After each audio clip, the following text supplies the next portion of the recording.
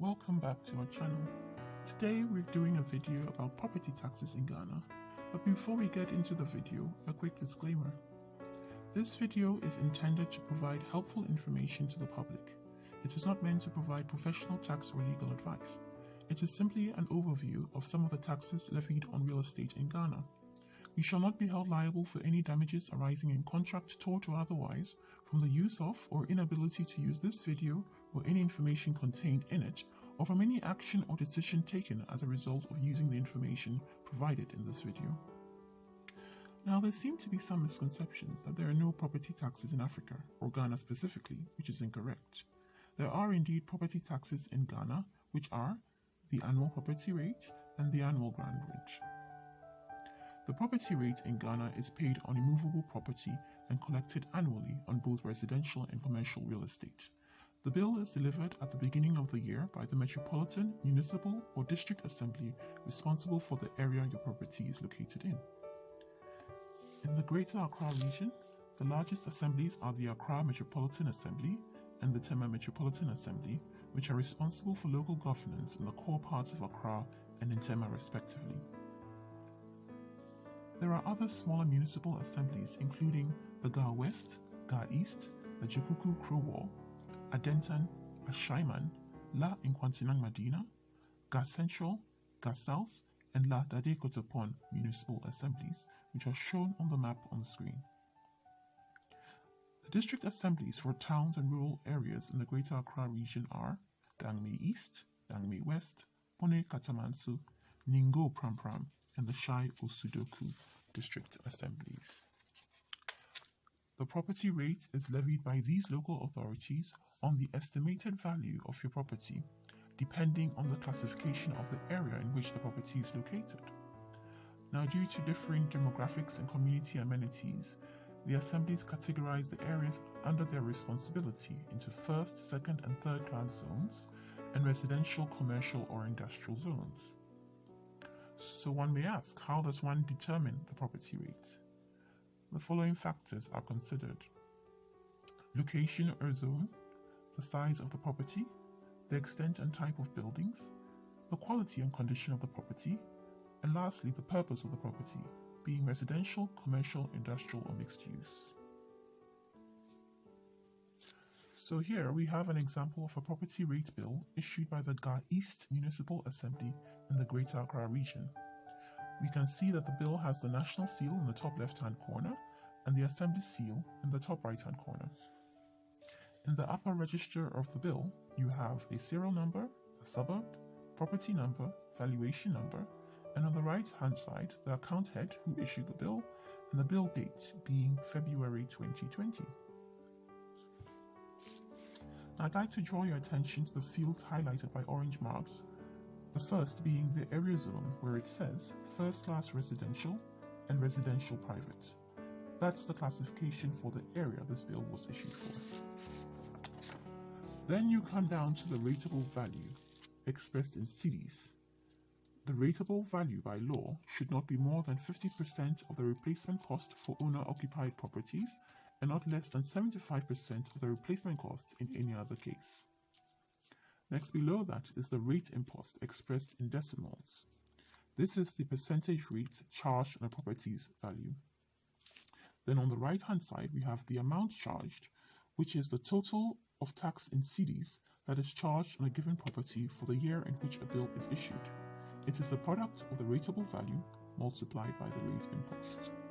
So in this case, we have a rateable value of 1,160,900 Ghana cedis, which is approximately the equivalent of $207,000. The rate impost being 0.001, so the property tax charge for the year 2020 is 1,160 Ghana cedis and 90 pesos, which is the equivalent approximately of $207.30. Now, once a new property is purchased or built in Ghana, the property owner should contact the rating officer at his or her local assembly to assess the property and determine the applicable property rate. Should you feel that your property has been overvalued or undervalued or incorrectly categorized, you may lodge an objection by writing to the rating officer or the Rate Assessment Committee, Accra Metropolitan Assembly, or other relevant assembly with any information you have to support your objection. They will review the valuation based on the additional information provided. The rate levied is reviewed periodically, usually every 5 years. Now, you may have noticed at the bottom of the bill, under the rate impost, that there is a notice indicating that defaulters after due date shall be prosecuted. On the reverse side of the bill are conditions for payment of the bill. The first being that property owners must pay their bill within 3 months of receiving it. If a property owner fails to pay the bill within the 3-month period, a warning notice will be posted on the property, usually the fence wall or gate, or sent by post. If the charges are still unpaid 42 days after the posting of the notice, the Assembly may initiate legal proceedings to recover the amounts involved. Assemblies have the right to seek legal remedies through the judicial system for the affected property to be auctioned off to defray the amount due to it. While this may not be the norm in practice, property owners should be aware that this avenue is legally available to local authorities. The revenue generated from property taxes is used by assemblies for the provision and maintenance of hospitals, roads, schools, drains, markets, and other amenities. Payment can be done at all banks or at the Assembly's office. So that covers the property rate in Ghana, and we can now move to the ground rent. In Ghana, land can be categorized into 3 groups: customary land, private, and public lands. Customary lands are lands owned by stools or skins, being chiefs, and by families, which are held in trust by the chief in the case of stool or skin lands, or by the head of the family for the benefit of members of their communities. Ground rent is paid by those who lease stool, skin, state, or vested lands to build homes or commercial buildings, and those who purchase existing buildings sitting on such lands. You are required to pay ground rent every year to the Lands Commission for the duration of your lease.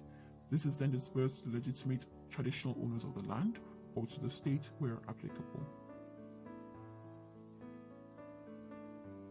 The law that provides for the collection of ground rent is the Stool Lands Act 1994, Act 481. Section 8 of this Act states that 10% of the revenue accruing from stool lands shall be paid to the officer to cover administrative expenses, 25% to the stool through the traditional authority, 20% to the traditional authority itself, and 55% to the district assembly within the area of authority in which the stool lands are situated.